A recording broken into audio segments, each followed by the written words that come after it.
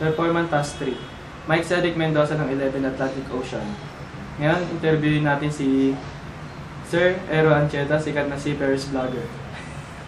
Ngayon, Sir, may ilang katanungan lang po na kailangan nyo pang sagutin ko. What type of vessel is employed and the type of cargo that your vessel carries?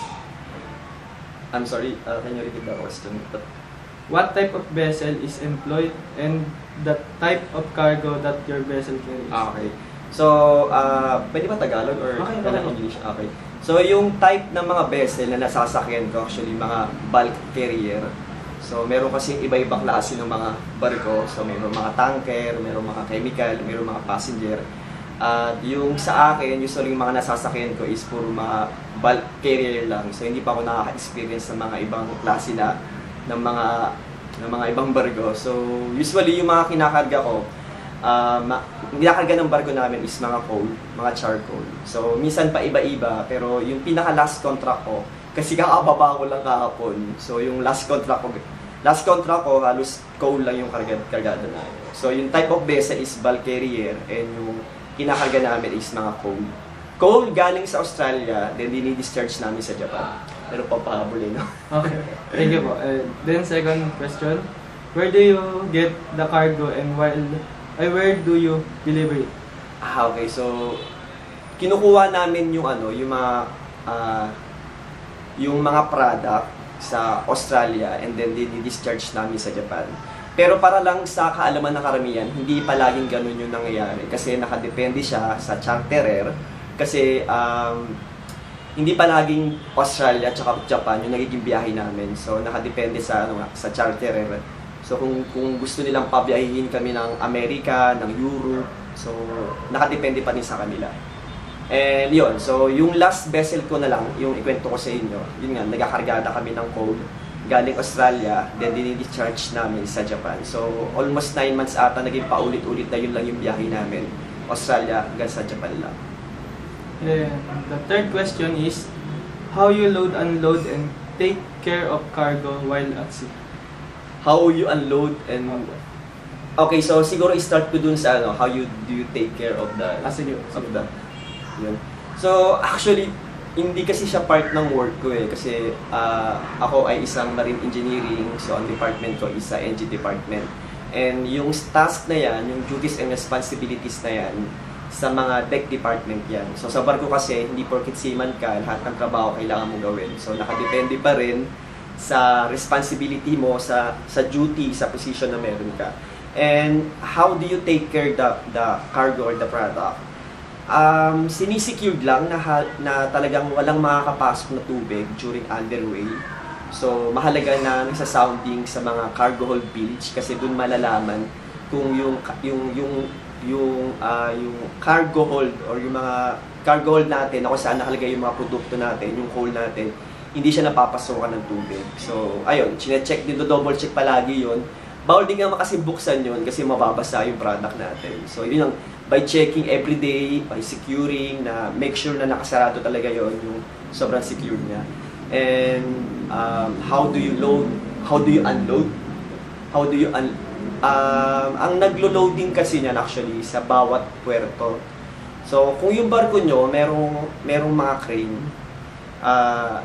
merong mga umaakit na mga tinatawag na istibidor, na kung saan sila yung nag-ooperate ng crane para kunin yung coal or yung product mula sa port. So, kung wala namang crane, actually, responsibilities ng bawat port na kargahan, yung barko ng product na kukunin nyo sa bawat port. And mahabang istorya kasi kapag kinuwento ko lahat. Pero ayun, so meron kasi tinatawag na parang sailing instruction na nakalagay lahat doon ng mga instruction regarding doon sa voyage nyo, sa pag-loading, unloading, securing, lahat-lahat. Ayun. So, yun, ina-unload namin siya, then nilo-loading siya through sa mga port, yung sa mga, what do you call that, sa mga ang coal kasi actually ginagamit siya sa mga power plant. Doon siya ginagamit. So, yung bawat port yung gumagawa ng paraan nun. So, ginagawa lang ng mga taga-barko, minimake sure nila na balance yung pag-discharge tsaka charging kasi may possibilities na pag hindi pantay yung pagkarga nyo is baka magkewang-gewang yung hindi pantay, baka tumagilid yung barko nyo. So, nasagot ko ba yung mga tanong mo? At tama po. Exactly po. Fourth, did you encounter and delay in the cargo you will deliver? Paano nyo po ito nalagpasan? Okay. So, sa experience ko, never pa naman kaming na-delay. Kasi actually, yung departure tsaka arrival namin, always yan ina-update sa bawat port. So, yung bawat movement na barko, actually, ina-update yan sa mga puerto, then mag-email yung puerto kung kailan yung pasok nyo. Nade-delay lang ang isang barko kapag may tinatawag na mga emergency or high tide, low tide, so kino-consider dyan na hindi pa pwedeng pumasok ang barko. So sa experience ko na na-delay, wala pa, sa experience ko lang na nade-delay ang barko dahil nga dun sa mga condition ng weather, ganyan, so kung high tide, low tide, at kung may maintenance yung bawat port. Pero sa part namin actually wala pa naman, and because of the management of the ship, management ng mga officer namin na kung saan maayos yung operation na ginagawa namin. Okay. Wala na po talagang question eh. Habol ko lang po ito. Okay. Anong mga tag ito?